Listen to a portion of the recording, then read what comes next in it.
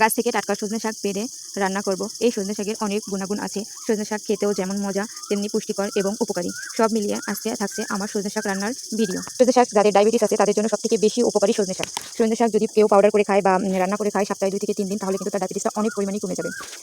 So let's go, is my video. আসসালামু আলাইকুম, আমি নাজমিনারা ব্লগের পক্ষ থেকে সবাইকে জানাই স্বাগতম। কাছে এবং দূরে, দেশ এবং দেশের বাইরে যারা আমার ভিডিওটা দেখছেন, আশা করছি আল্লাহর অশেষ রহমতে আপনারা সকলেই ভালো আছেন। আলহামদুলিল্লাহ, আমি আপনাদের সকলের দোয়ায় ভালো আছি। গাছ থেকে সজনে পাড়া হচ্ছিল।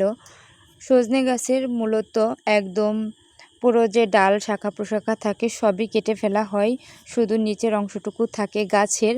তো ডাল সব যখন কেটে ফেলা হচ্ছিল তখন আমার কাছে খুব মায়া লাগতেছিল।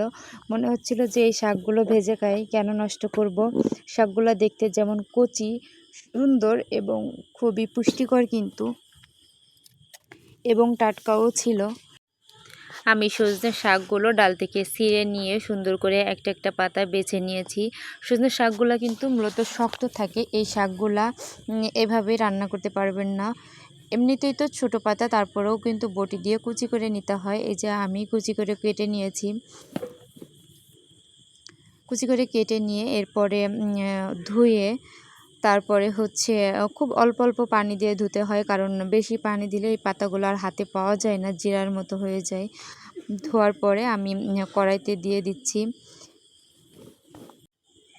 এরপরে একটু পানি দিব, একটু বেশি করেই পানি দিব, দিয়ে এটা ভালো করে ভাপ দিয়ে সিদ্ধ করে নেব। সঙ্গে একটু লবণ দিয়ে নিব। লবণ দিয়ে কিছুক্ষণ অপেক্ষা করব, ঢাকনা দিয়ে ঢেকে দিয়ে। এরপরে আমি কিছুক্ষণ অপেক্ষা করেছি। সজনাটা বেশ সুন্দরভাবে সিদ্ধ করে নিয়ে নামিয়ে নেব। এরপর কড়াইটা ধুয়ে কড়াইয়ে তেল দিয়ে গরম হওয়া পর্যন্ত অপেক্ষা করব। এরপরে কেটে রাখা পেঁয়াজ, মরিচ, রসুন একটু বেশি করে দিতে হবে। আমিও বেশি করেই দিয়েছি, কারণ এই শাকটার পরিমাণে অল্প। তারপরে ভাপ দেওয়ার পরে আরও একদম অল্প হয়ে গেছে। ভাপ দিয়ে নিয়ে দেখবেন যে আপনি একটুখানি থাকবে। তো মূলত রসুন পেঁয়াজই এখানে থাকবে, আর সজনে শাকটা কিন্তু থাকবে না, কমে যাবে, একবারেই কমে যাবে। দেখতে পারতেছেন আমি কতগুলো শাক কেটেছিলাম আর কড়াইয়ের মধ্যে কতটুকু আছে। তবে এই শাকটা সবার কাছে ভালো লাগে না। তবে ভালো লাগুক বা না লাগুক, যদি আপনার হাতের নাগালে থেকে থাকে তাহলে অবশ্যই একদিন ট্রাই করে দেখবেন।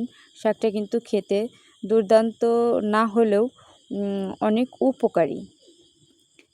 বিশেষ করে যাদের ডায়াবেটিস আছে তারা যদি সপ্তাহে 2-3 দিন খেয়ে থাকে তাহলে কিন্তু তাদের ডায়াবেটিসটা নিয়ন্ত্রণে আসবে। ভিডিওর এ পর্যায়ে এসে আমার ভিডিওটা যদি ভালো লাগে তাহলে আমার ভিডিওতে একটা লাইক করে আপনার মূল্যবান মন্তব্য কমেন্টে রেখে যাবেন। আর যদি নিত্য নতুন ভিডিও প্রতিদিন পেতে চান তাহলে অবশ্যই বেল বাটনটা অন করে রাখবেন। ভালো থাকবেন, সুস্থ থাকবেন। আল্লাহ হাফেজ।